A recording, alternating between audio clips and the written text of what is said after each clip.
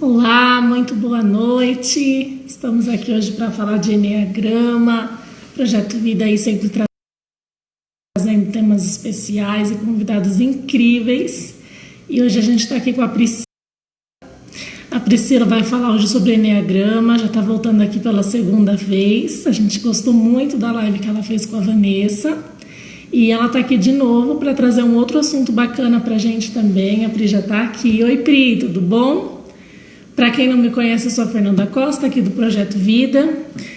O Projeto Vida é uma consultoria de desenvolvimento humano, então a gente leva aí educação emocional para escolas, empresas.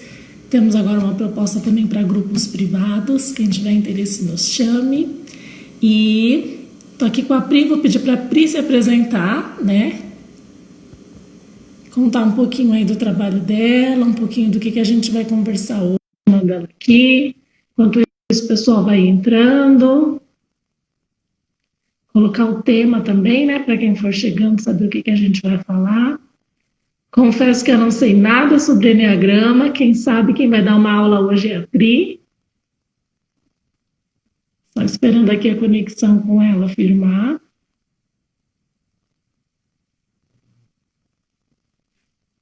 Vamos ver se eu consigo, enquanto isso, ir colocando o tema. Opa! E? Tá me vendo aí? Oi! Tudo bom? Eu tô vendo. Tudo bem? Tudo. Tá me vendo tranquilo, ouvindo bem aqui? Eu tô hoje meio improvisando aqui. Tô sim. Deixa eu colocar aqui o tema, né? Ai, que legal! Bom, é um prazer enorme estar aqui de novo nesse projeto que é tão lindo, tão incrível, assim, com pessoas que eu tô começando devagarzinho a conhecer e a acompanhar, né? Essas meninas que sempre inovando e trazendo soluções.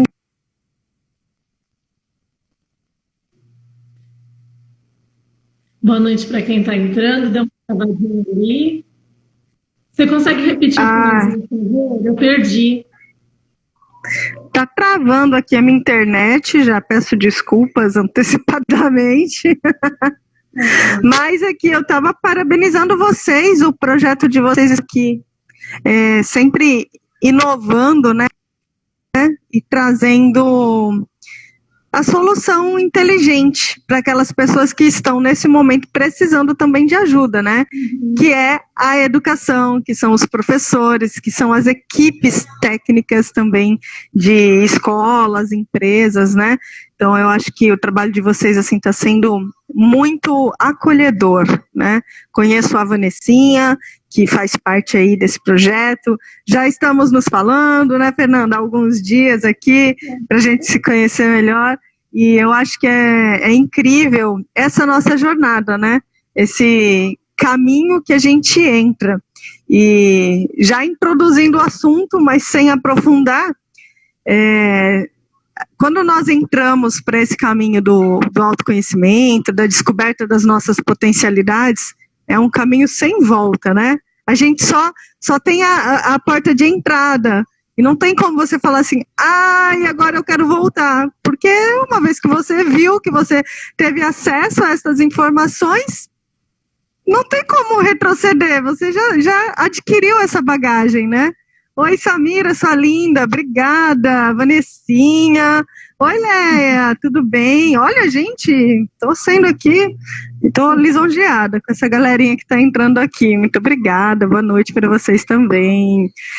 E aí, vamos falar um pouquinho aqui, vamos falar um pouquinho sobre mim, da minha história, pode ser, Fê? Claro, por favor. Vamos lá, eu sou Priscila Malavolta, coach emocional, analista em Enneagrama. Eu ajudo as pessoas a entenderem as suas escolhas, as suas características pessoais, priorizando o que mais faz sentido, né? Eu comecei aqui nessa jornada do Enneagrama não sei exatamente, mas acho que foi em 2005. Eu participei de um workshop, de um programa que estava tendo na faculdade. Eu tenho uma formação de secretariado executivo trilingue, e estava tendo alguns projetos extracurriculares, e veio uma galera de fora para apresentar o projeto do Eneagrama. E como todo bom curioso, né, que somos, fui lá eu conhecer o que é isso daí. Tem um símbolo diferente, tem uns nomes estranhos. Então, eu tive o meu primeiro contato com o Eneagrama lá em 2005 e fiquei com aquilo na cabeça. Um tempo depois, eu mudei, isso no interior de São Paulo, que eu sou de Presidente Prudente. E um tempo depois, eu mudei para Santos e ganhei um livro que fala do Eneagrama no amor e no trabalho. Ganhei de um namorado. Acho que ele queria que eu entendesse ele ou que eu me entendesse, não sei ainda, né? E aí eu falei assim, as duas coisas, com certeza, né? E aí eu falei assim, gente, esse negócio é incrível, isso daqui é fantástico. E foi assim, aos poucos, né, degustando aquelas informações e tal. E há 2 anos eu fiz a minha primeira formação efetiva de Eneagrama, aí já fiz mais 2 formações de Eneagrama. Quando a gente entra em algo que a gente gosta, que a gente tem aí um entendimento mais facilitado, eu acho que é fácil para você aprofundar. Tem as pessoas que falam assim, o que é a missão, o que é o propósito, né? Na verdade, é aquilo que você faz tranquilo, que você vai fazendo e vai ajudando e consegue orientar pessoas de uma forma tranquila para você, eu acho que isso já é a sua missão, é o seu caminho. E foi comigo o Eneagrama, sim. A partir do momento que eu comecei a entender essa ferramenta, tudo fez sentido.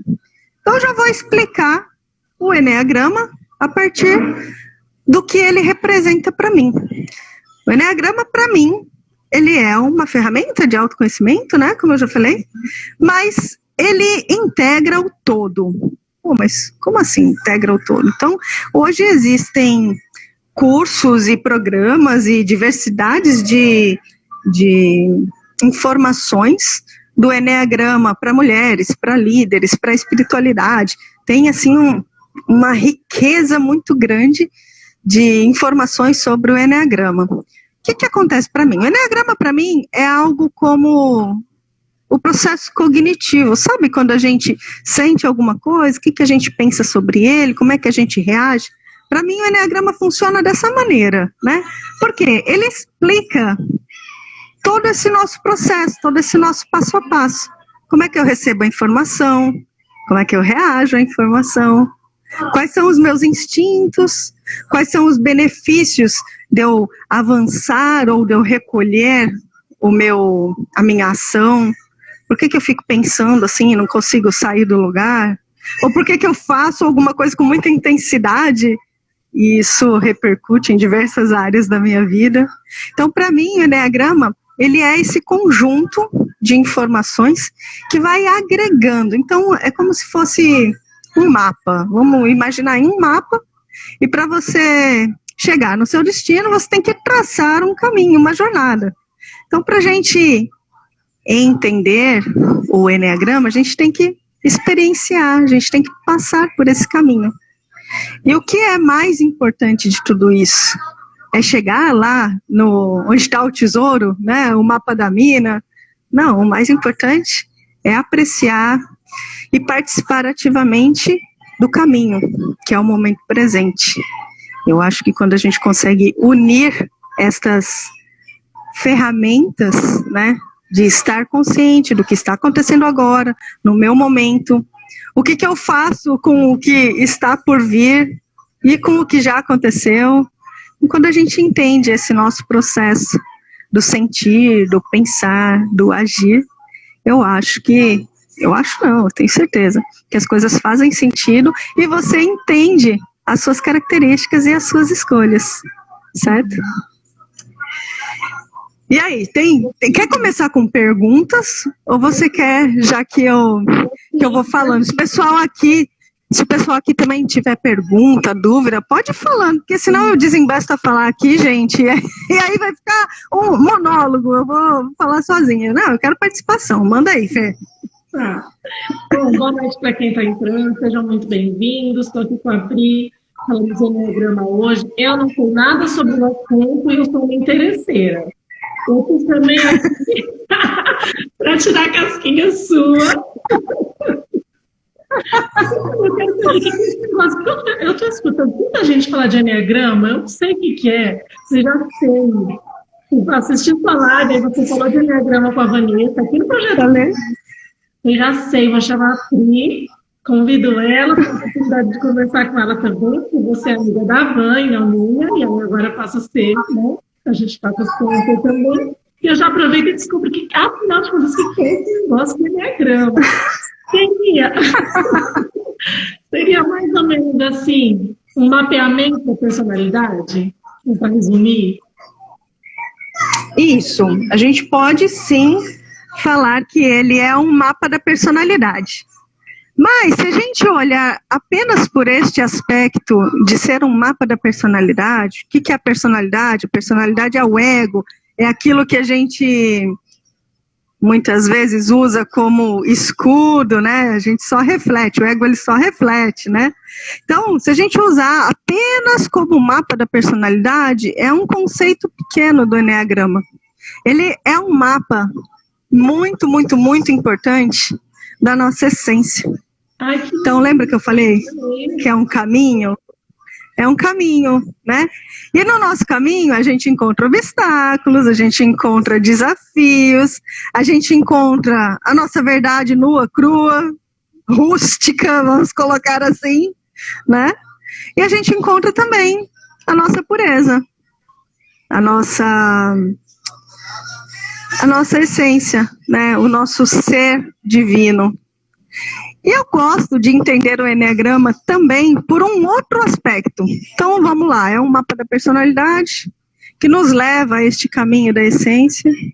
E eu posso considerar que, além desses dois, tem mais um caminho, que é o caminho do observador. E aí, quando a gente entende, que é o que eu proporciono durante aí, pessoal que eu estou assistindo, que eu estou fazendo os atendimentos, eu proporciono essa visão de observador de si mesmo. Sabe quando a gente coloca, e durante a live que eu fiz sobre o labirinto, eu falo para a gente se colocar em terceira pessoa. E aí, dentro aqui dos meus conceitos, tá? Do meu conteúdo. A primeira pessoa é a essência. A segunda pessoa, então a essência, ela é um pouco desconfigurada por conta da personalidade, que é a nossa segunda pessoa. E aí a terceira pessoa é o observador. Mas essas três pessoas sou eu mesma. Então quando eu me coloco nessa situação de observar, sabe aquela brincadeira de criança, de cabo de guerra, né? Quem está puxando quem, né? A personalidade está puxando a essência quer prevalecer, mas aí vem com orgulho. A gente precisa trazer a nossa essência, a gente precisa trazer a nossa pureza, a nossa criança, né? A gente precisa curar todos esses aspectos. Mas se nós ficarmos aí nesse cabo de guerra, quem é melhor, pronto, aí já danou todo o processo, né? A gente tem que se colocar nessa terceira pessoa, como observar quem está comandando em qual momento a nossa situação. Então, ele é um mapa. Eu tenho o tapete do Enneagrama, mas eu não consegui pendurar ele aqui. Quando eu faço lives pelo Zoom, eu tenho fixado isso lá na tela, mas aqui eu não consegui colocar. Então, tem uma amiga minha, que é a Patrícia Calazans, daqui a pouquinho ela vai fazer uma live também, e ela desenvolveu um box, que são as cartinhas do Enneagrama. Então, eu vou trazer aqui só para vocês verem que este é o mapa do Enneagrama. Então, é um círculo que tem 9 pontos. Então, se nós já pensarmos aí num círculo, que é um todo, né? E aí tem 9 pontos, são 9 números. Esses números são o que nós chamamos de traços, tipos ou características da personalidade. Então, sem aprofundar muito, mas são 9 os aspectos que a gente escolhe em um dado momento na infância. Acontecem situações que a gente precisa se defender, se proteger, e a gente escolhe, opta por esta armadura, Vamos dizer que existem 9 armaduras disponíveis e, dependendo da situação que aconteceu, a gente escolhe uma armadura para carregar durante a vida. E quais são Então, as essas 9, e aí eu gosto de brincar aqui, né, com os números. Essas 9 características são divididas em 3 centros de força, que é o centro de força instintivo, que é o prático, o centro de força emocional, que trabalha aí as nossas emoções, e o mental. Então, se a gente perceber, identificar estes centros de energia no nosso corpo, sabe aquelas pessoas que, vamos falar bem abertamente, né? Aquelas pessoas que sentem no corpo a tensão, que têm problemas estomacais, que não desenvolvem muito bem o pensamento, o sentimento e partem para ação. Essas pessoas, elas estão... Oi, Leia, querida, arraso, obrigada por vir aqui também. Euzinha, a Vanessa já tá... Pô, não precisa denunciar, né, Van? Então, aquelas pessoas que sentem, que percebem, que já, sem filtro, reagem às situações. São essas pessoas do centro de força, centro de inteligência prático, instintivo. Instinto é aquilo que acontece sem a gente pensar. Ai, por exemplo, se tiver chovendo, ou, ai, tá vindo um arrastão. Eu moro na praia, né? Eu moro aqui no Guarujá. Tá vindo um arrastão. Você vai pensar o que você vai fazer quando tá vindo um arrastão? Não, você só vai sair correndo também, né? Aí tem pessoas que saem correndo na multidão junto. Tem pessoas que escolhem ali, puxa, eu tô com meu filho, eu vou agarrar meu filho e sair correndo junto com ele para me proteger. E tem aquelas pessoas que, nossa, perigo, e sai correndo sozinho, né? Então, conforme a gente tem esses instintos aí mais aguçados, a gente reage, a gente só... No interior a gente fala, a gente pica a mula, né? A gente sai correndo para se salvar. E o instinto é do quê? É de sobrevivência, de uma necessidade bem básica. Está acontecendo alguma coisa? Eu preciso só sair disso nesse momento. Então, são os 3 instintos de sobrevivência, que eu saio sozinho, que é o autopreservação.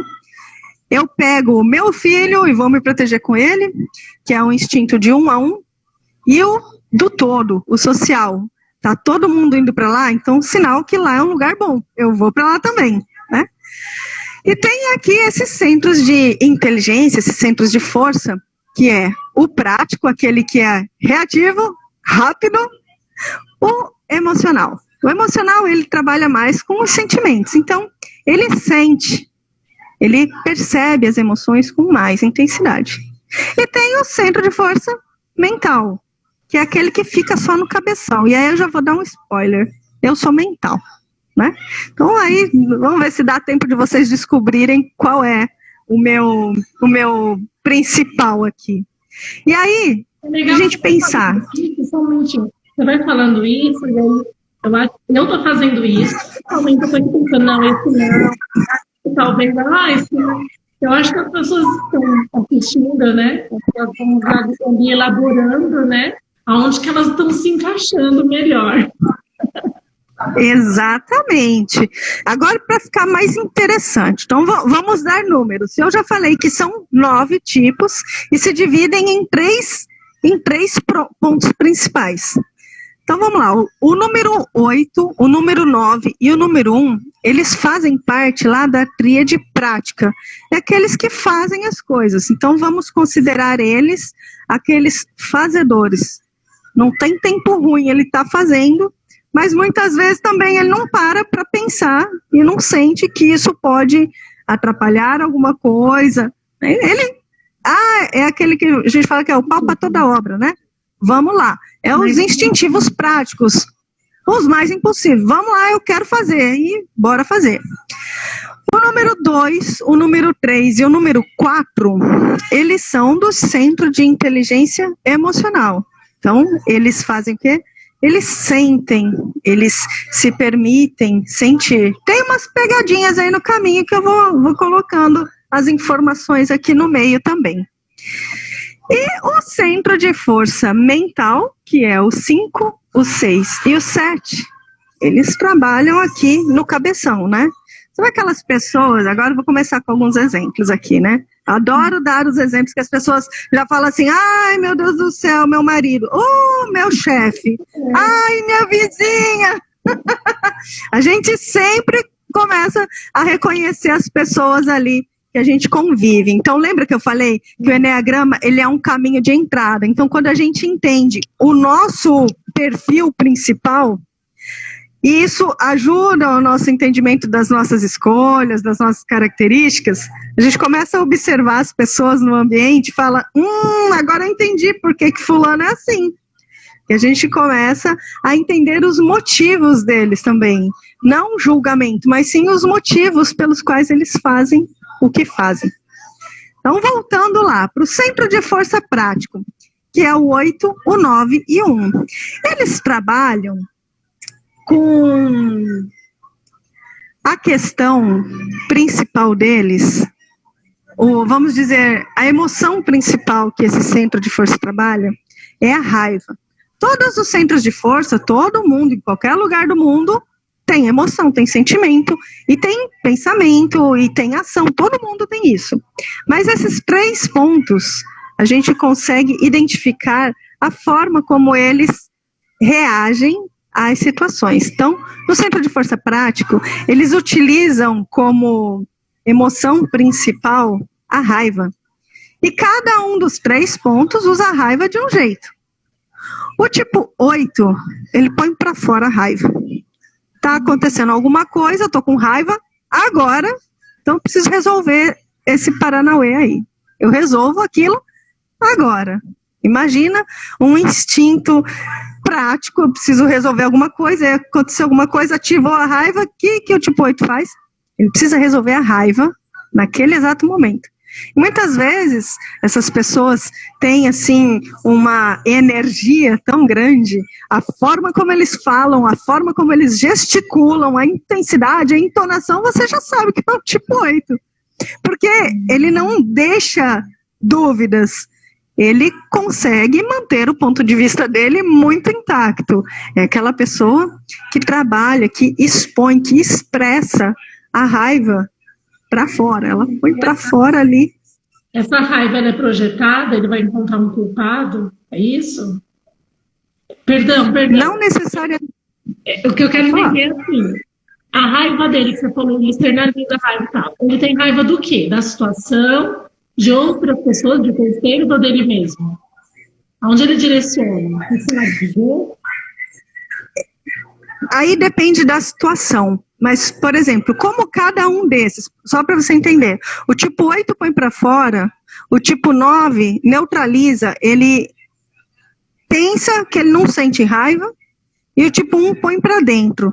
Então, vai depender do motivo da situação. Por exemplo, em uma discussão, uma pessoa do tipo 8, né, aconteceu uma situação, uma pessoa do tipo 8 vai discutir e vai falar o ponto de vista dela. Olha, eu acho que você deveria ter feito tal coisa, ou por que você não fez? Então, ele deixa muito claro o ponto de vista dele.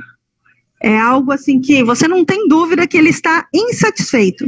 O tipo 9, ele não se posiciona, ele tem a raiva, mas é uma raiva assim tão contida, que ele neutraliza aquilo, ele não sente.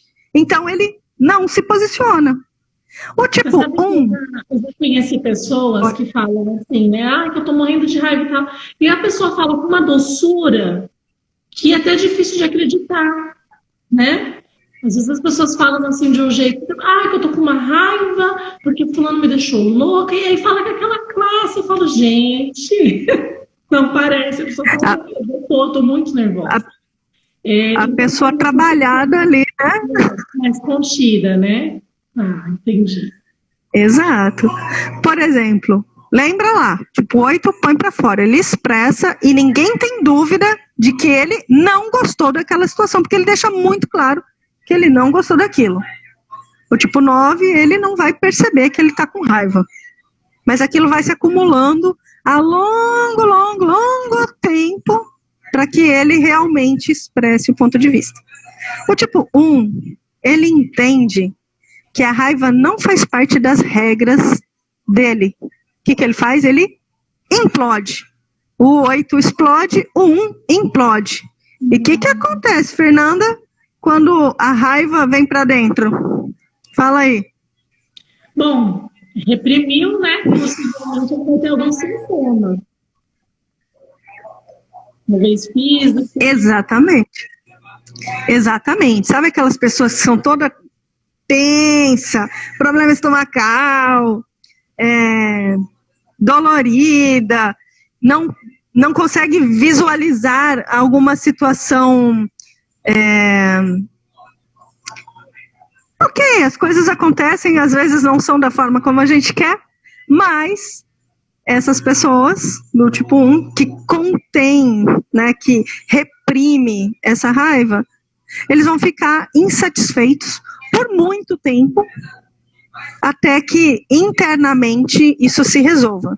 Se é que isso resolve um dia. Se a pessoa não for, eu falo que é trabalhada no autoconhecimento, né? A pessoa não toma aqueles banhos gelados, como diz a minha amiga Leia, ela não põe para fora essa emoção, esse sentimento. E aí fica sempre engolindo o sapo. E chega uma hora que o sapo está tão engasgado aqui, que ela põe tudo para fora com muita ira, né? Com muita tensão, muita dureza.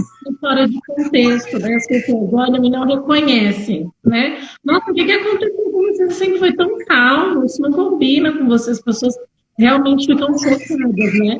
E sabe que no consultório eu já atendi muitas pessoas que procuraram uma terapia por esse motivo. Porque foram engolindo sapo a vida inteira, e aí de repente começaram a explodir sem contexto até. Mas por quê? Porque tem tanta coisa já guardada, que aí quando a pessoa explode, a outra que está de fora, ela não sabe aquilo tudo que está guardado, tudo que veio antes, e ela fala, nossa, essa pessoa levou assim só por causa disso? É porque às vezes aquele isso é a gota que transbordou no copo, né? Exato. E você sabe que eu tenho um medo danado de gente muito boazinha, muito calminha, muito serena, muito tranquila o tempo inteiro.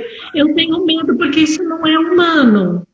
Não é humano. Exato. Não é natural.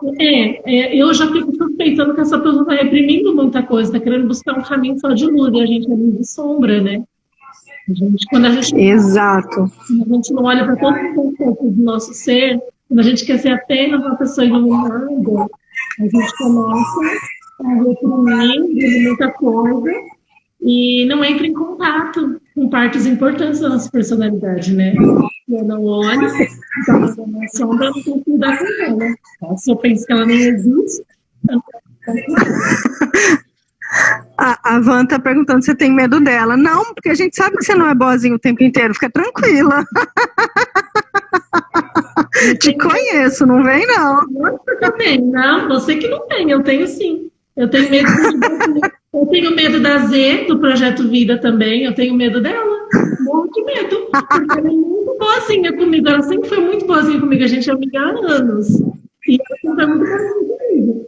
Mas eu tenho medo dela, a gente nunca brigou. Mas eu teria medo de brigar com ela. O que sairia da minha vida? Né? Vai que ela se transforma aqui, ó, no incrível Hulk, né? Que sai ali todo cientista, pequenininho, camuflado, aí vem a fera. Muito bem, você já começou a identificar aí algumas pessoas, né? Agora eu vou entrar para o centro de força emocional. Então, só recapitulando, o centro de força prático, que é aquele que reage com mais intensidade, mais prático, que é o fazedor mesmo, né? Ele reage muito mais à emoção da raiva. Eu grito no travesseiro, ai meu Deus. Eu vou contar um segredo que não é segredo. Eu pratico karatê já há 4 anos, que é para eu extravasar. E é óbvio que é porque a gente troca de faixa, porque a gente aprende coisa nova, conhece pessoas diferentes, então eu gosto de tudo isso. Mas a gente tem que ter uma válvula aí de escape também, hein? Presta atenção, quem não tem essas válvulas aí pode gritar no travesseiro, no chuveiro, tem que arrumar alguma coisa para desestressar, né? Então, os instintivos, eles trabalham com a raiva, o 8 põe para fora, o 9 neutraliza e o 1 engole. Já no centro de força Oi, Vera, tudo bem? Que bom você veio. Ah, pronto, vamos falar da Vanessa, já que ela está falando muito aí, que eu sou o tipo 2, ela tem a asa 1 aí bem forte. A gente vai falar agora dos emocionais, o centro de força emocional, que é o 2, o 3 e o 4. E aí, se a gente pensar qual é a emoção principal deles, a gente vai identificar que eles trabalham com a tristeza. Se a gente pensar, então, que os práticos trabalham com a raiva, quando a gente tem raiva, a raiva é agora. Está acontecendo alguma coisa agora, eu reajo a isso agora. A tristeza, a gente sente a tristeza por alguma coisa que já aconteceu, a maior parte das vezes, né? Então, se a gente pensa na tristeza como passado, eles estão mais voltados para situações que já aconteceram. Porém, existem aí os seus porquês, né? Então, se a gente pegar ali o número 2, a Vanessinha, linda, maravilhosa, está toda trabalhada aí nos autoconhecimento da vida. O tipo 2, ele coloca a tristeza para dentro dele.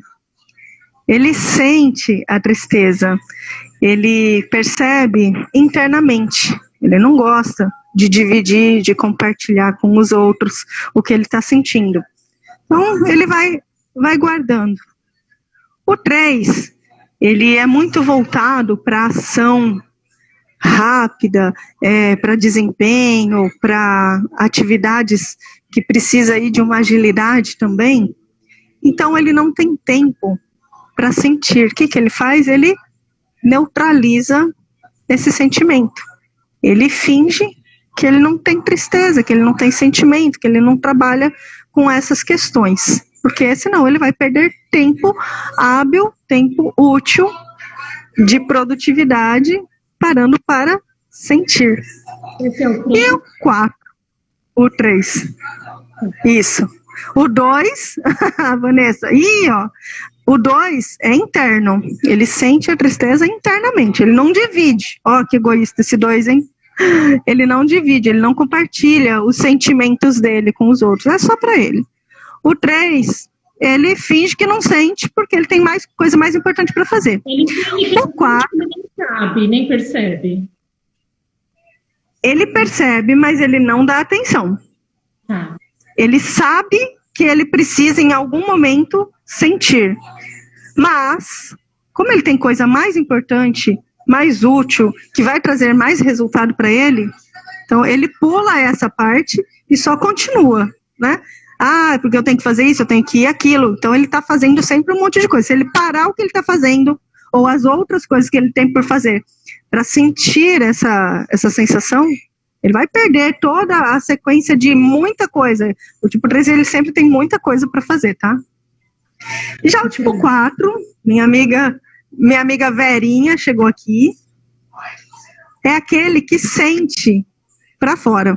Ele expõe os sentimentos dele. São aquelas pessoas que percebem o sentimento, a tristeza, no mundo inteiro. Eles têm essa empatia com o sofrimento alheio. Cara, eu já estou imaginando o que na minha frente.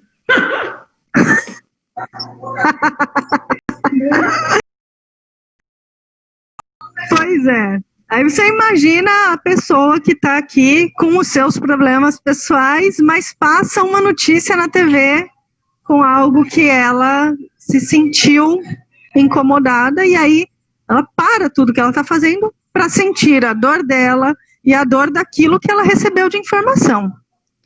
Deixa eu só aumentar aqui a luz, que está acabando minha luz, gente. Não, eu sou tão iluminada. Estão me vendo aqui? Tá normal? A pessoa se acha, né? Então, lembrando, vamos recapitular de novo, ó. Os práticos é momento presente, é raiva no aqui e agora. O 8 põe para fora, o 9 neutraliza, o 1 põe para dentro e deixa quieto isso. Emocionais, eles trabalham com a tristeza. O 2 para dentro, o 3 finge que não tem, E o 4 sente muito. Por mim, por você, por todo mundo, ele sente essa sensação, ele expressa para fora. Manda aí. Esses dias eu estava conversando com minha filha, eu nem ouvi todos, mas eu já estou imaginando que minha filha pode ser do tipo 4. Esses dias eu estava conversando com ela tem 4 anos, vai fazer 5. E aí, sei lá, porque a gente conversa bem, eu lembrei de uma boneca minha, quando eu era criança. E aí a gente mudou de casa e tal, era a nossa favorita. E a minha mãe levou a boneca porque ela estava molhada, a boneca ficou para trás. E aí eu fico sentindo muita falta da boneca e falando para minha mãe buscar a boneca. E minha mãe nada de buscar a boneca.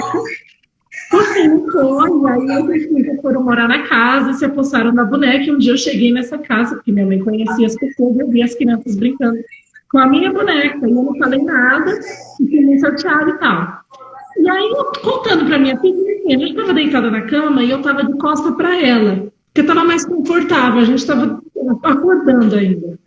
Eu estava de costa para ela. Ela começou a chorar. Eu falei, o que foi? Aí ela, essa história foi muito triste.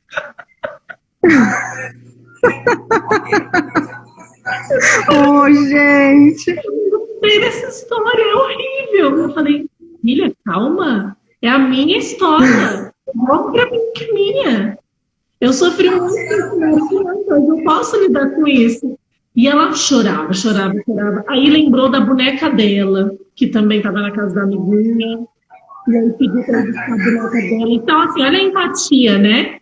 Uma história que conectou com o sofrimento dela, se misturou com o meu, foi uma doideira. Por fim, eu combinei com ela para, né, apaziguar os ânimos, de buscar a boneca. Então, você acredita no negócio desse? Pegou a minha mãe. Acredito.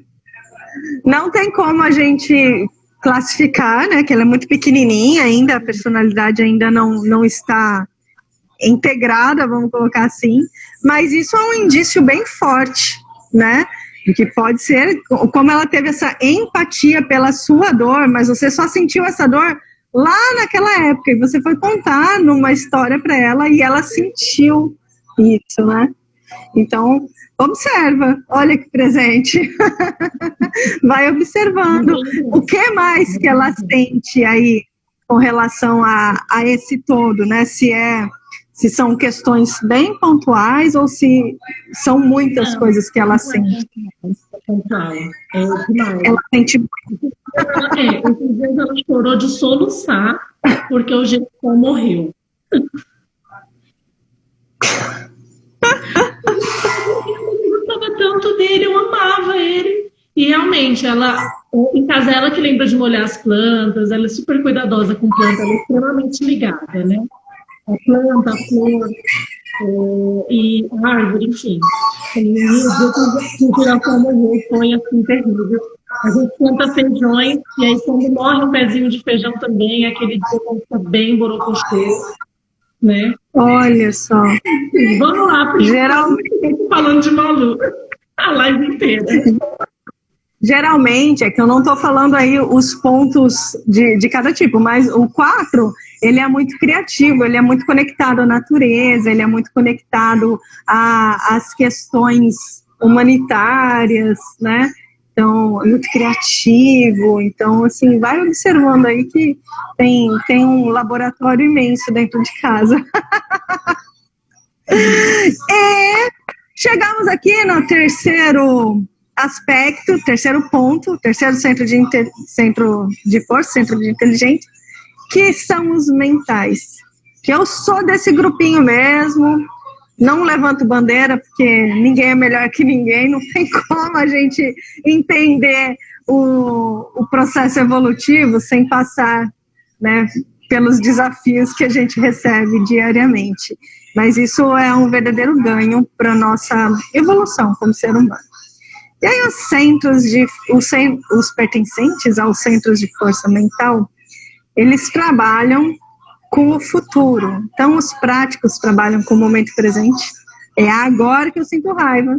Os emocionais trabalham com a tristeza por algo que já aconteceu. E os mentais trabalham com o medo, que é medo por algo que vai acontecer. Então, eles estão voltados para o futuro. O 5 tá travando aqui, mas estou amando. Obrigada, Van. Obrigado também, Samira.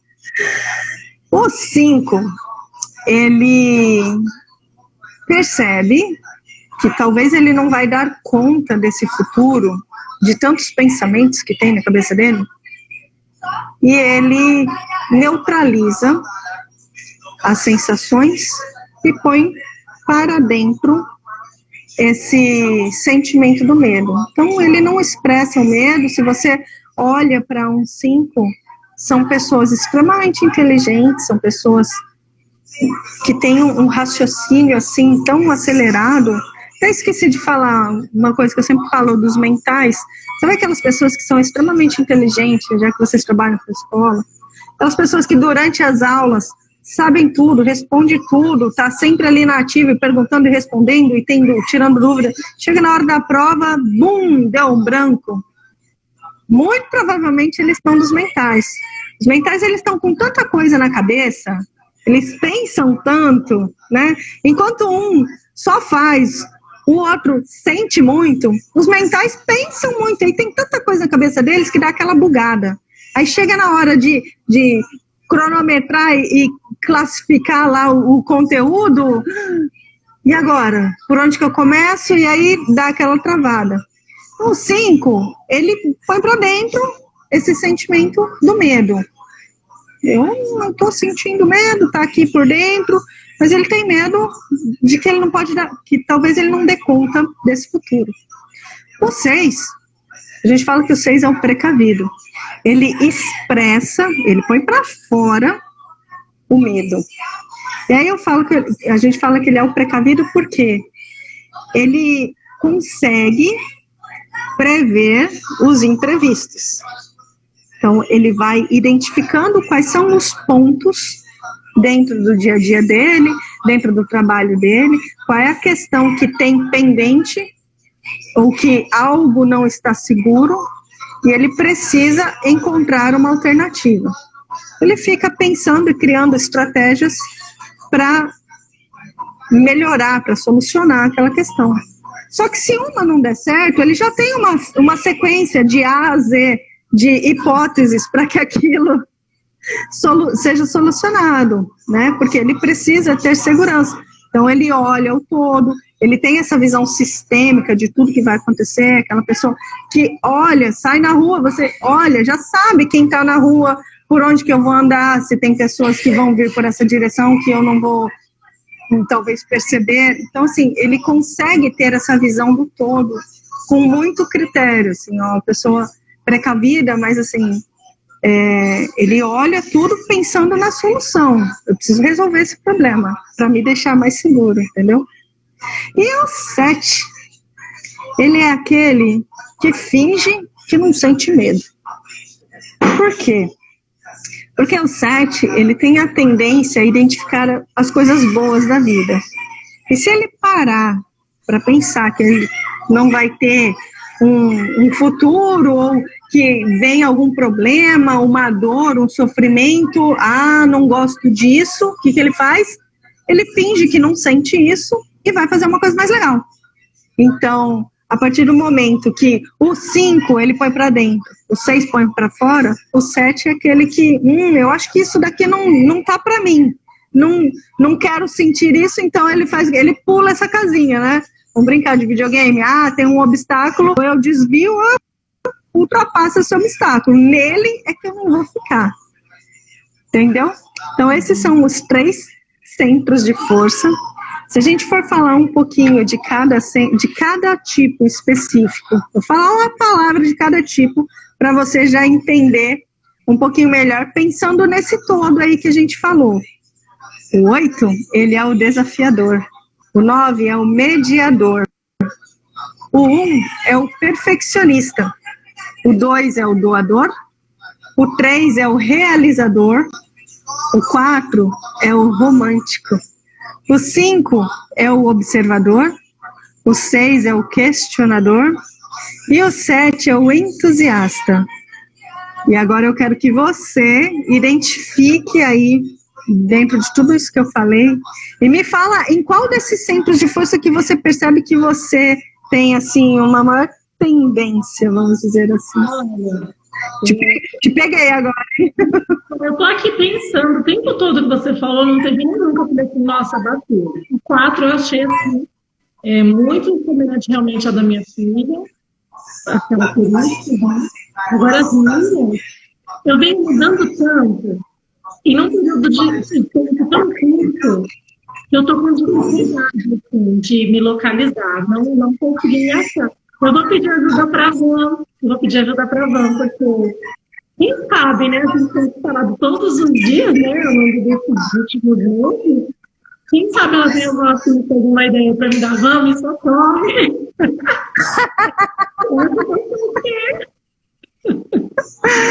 É verdade, é verdade. Mas assim, a minha analista diria que eu sou mental. E eu acredito que eu dominei também a vida quase inteira. Eu sou muito mais mental. Agora, de um ponto para cá, eu não sei te dizer, porque eu venho entrando em contato com o sentimento de uma forma tão intensa, tão aberta mesmo, sempre aberta mesmo para tudo que vem. Eu não sei se eu estou ali. Existe isso, a gente muda. A gente não muda. O que acontece? A gente passa de fase. Olha que bom. A gente lembra lá quando criança, a gente passou por uma situação e precisou colocar uma armadura para se proteger de um fato, né? E com essa armadura a gente vai seguir por muito tempo, né? Por essa vida inteira. Mas a gente vai passando de fase. Então, se a gente pegar ali uma pessoa, vou pegar o meu caso, né? Uma pessoa que é daquelas que não enxerga dor, não vai sentir, não tem essa, não gosta de ter a sensibilidade com relação ao sentir. Eu, há pouquíssimo tempo atrás, ficava só nessa do pensar, né? Aí, a partir do momento que a gente vai crescendo como pessoa, imagina o tanto de cursos que você tem, a sua formação, os seus atendimentos, tudo aquilo que a gente vai adquirindo de conteúdo e sendo trabalhado internamente, então a gente vai neutralizando aquela camada mais espessa da personalidade, aquela coisa mais grosseira, né? Então a gente começa a polir a nossa armadura e ela fica, né, brilhante, reluzente, assim, bem fininha, chega a ficar mais próximo ali da nossa essência, né? Voltou. Ai, puxa vida, a gente tá até agora, Vanessa. Ela não ouviu a pergunta. Não, me ajuda aqui, eu sou o quê? Ô, Vanessa, ela tá aqui em dúvida, ela pensa que é dos mentais, mas ela queria que você fosse aqui a universitária e desse um helpzinho aqui pra gente. A gente tá derrubando a internet, é muita energia. Você sabe que você falou questionadora, né? O 7 é entusiasta e o 1 perfeccionista. Eu percebo que as características bem fortes de mim.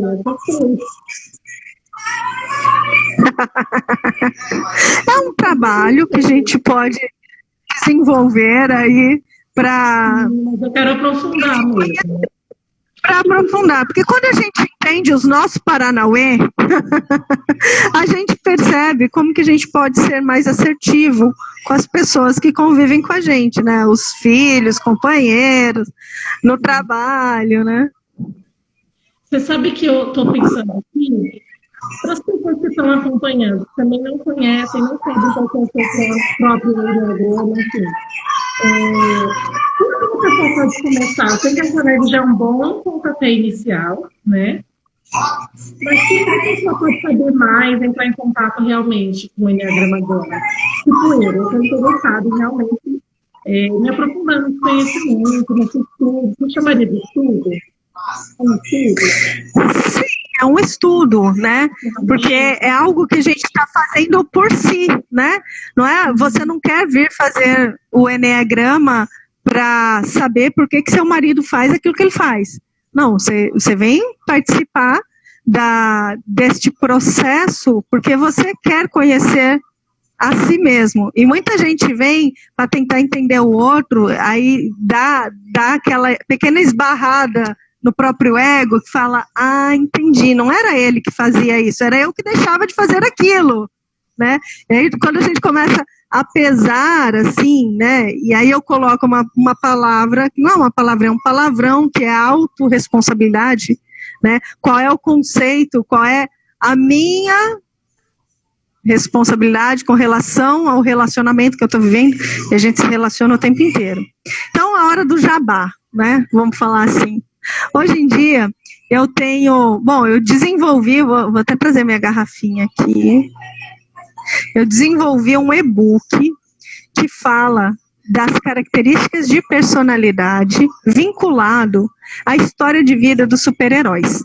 Então, isso é um produto que eu fiz para quem é, vamos dizer assim, iniciante, né? Não sabe nada de Eneagrama.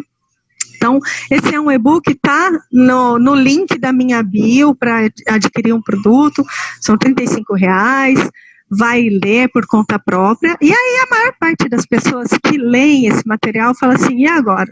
Eu não me contento só com isso, agora eu quero saber o meu, já que eu já sei dos super-heróis, agora eu quero saber o meu, né? E eu tenho desenvolvido a partir dessas pessoas, e foi uma demanda que veio muito gostosa, né, por sinal. A partir dessas pessoas que leram o material, elas vinham para mim e falaram assim, como é que eu faço para eu saber o meu? Então eu tenho feito um combo com 3 sessões para a pessoa já ter acesso ao seu eneatipo, ao seu caminho da essência. E aí dentro do Eneagrama são tantas nomenclaturas que a gente não temos todo o tempo do mundo em 5 minutos, mas é uma profundidade tão grande que não cabe aqui eu colocar todas, mas assim, tem flechas, tem asas, tem o movimento que a gente faz quando a gente está no estresse, sabe? Aquele dia que você está assim, que se passar o pão torto na frente, leva na cabeça, né? Então, a gente precisa entender o que me levou àquilo e, principalmente, como é que eu saio desse estresse? Quanto tempo? Há pouquíssimo tempo atrás, eu demorei 10 dias, já toda trabalhada no Eneagrama, no autoconhecimento, eu demorei 10 dias para sair de um ponto de estresse. Então, vai do quê? Vai do nosso entendimento, vai da nossa prática, vai da nossa evolução diária, né? A gente entender o motivador e, principalmente, o que faz a gente sair disso. Então, eu tenho feito um combo com 3 sessões, para a pessoa já ter esse olhar para si. No final, eu dou um relatóriozinho para a pessoa entender. Aí a gente fala de instintos, a gente fala do tipo, a gente fala do subtipo, que é algo muito interessante. No 5, pode ser. Ela é bem contida, né? Muito bom. A gente está te avaliando, peraí. Brincadeira. Então, eu vejo que tem sido muito rico para as pessoas que têm passado por esse processo com essas 3 sessões, já tem essa auto-percepção, né, do que é o Eneagrama para si, e tem aquelas que querem também aprofundar mais, e aí a gente já faz aí uns movimentos mais intensos, mais profundos, né, trabalha algumas emoções mais inteiras, né, com uma profundidade maior, que é uma sequência, né. Então, o convite é, venha se entender. Já quero fazer a gente está se encaminhando aí para a reta final da live, né, porque não consegue falar tanto quanto a gente gostaria, estamos restritas aí a uma horinha, né.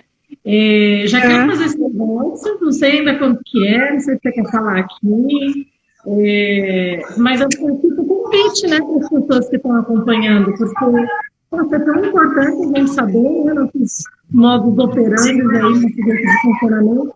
E uma coisa que a gente até falou ontem na jornada de autoconhecimento, que a gente iniciou uma mentoria, a gente eu, com um grupo, né? Então a gente está com uma turma de uma jornada de autoconhecimento, eu até falei para o pessoal, né?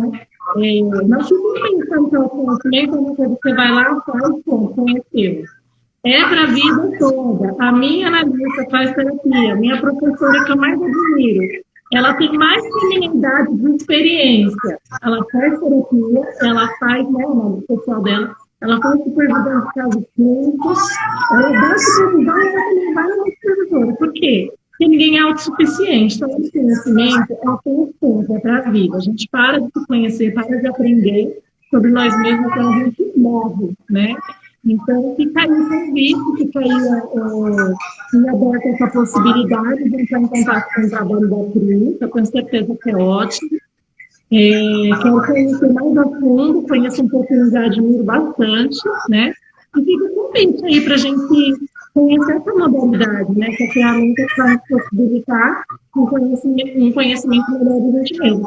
E, gente, tem gente que pensa assim, o conhecimento não é legal investir nisso, porque não dá dinheiro, não dá resultado, não serve para nada. E não é verdade. Porque quanto mais eu me conheço, melhores resultados eu tenho na minha vida pessoal, amorosa, financeira, em todos os níveis.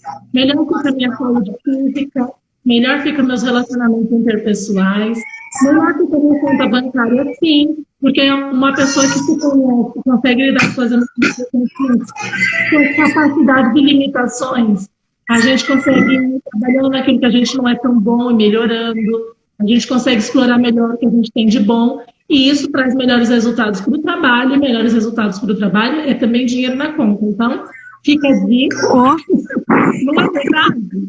É uma coisa com certeza. Né? É um conhecimento que vai se beneficiar, assim, vai beneficiar todas as áreas da nossa vida. Então, Pri, super obrigada. Obrigada a todo mundo que entrou, que esteve com a gente. Quem for assistir depois também, super obrigada. Fica aí o convite para continuar acompanhando o nosso trabalho aqui no Projeto Vida. A gente faz as lives segunda, quarta e sexta, sempre às 19 horas.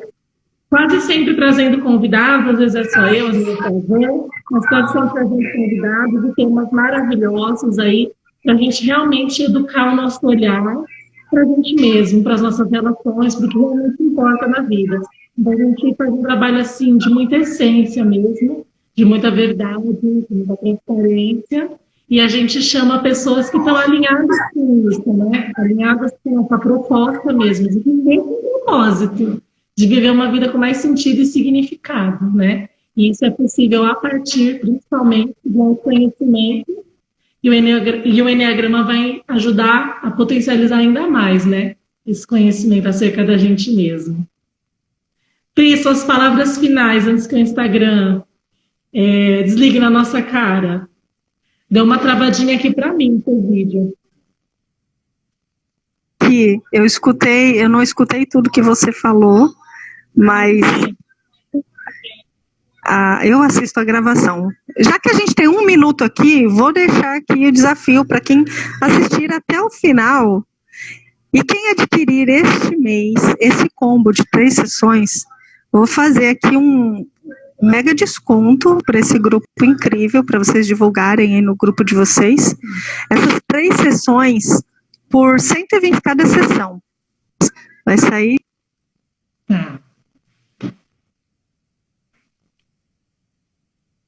uma degustação que é o seu aprofundamento, o seu olhar para o que é de verdade seu, que é o autoconhecimento. Ele é só seu, né? Pronto. Aí, que coisa maravilhosa, gente. Se presenteie, né? Não tem presente melhor que a gente pode dar pra gente mesmo, que é o nosso pensar. Não é verdade? Com certeza. Que legal, gente, que legal. Tá travando aqui um pouquinho, mas eu agradeço demais a participação. Vocês são maravilhosas, meninas. Super parabéns. Tô junto com vocês aqui, sempre que puder. A gente vai se conectando novamente, tá bom? Beijo para você, Fer, Vanessinha, as meninas. Fiquem bem. Obrigada a você, obrigada a todo mundo que acompanhou. Um super beijo e um ótimo fim de semana, né? Fiquem com Deus. Beijo a todo mundo. Tchau, tchau.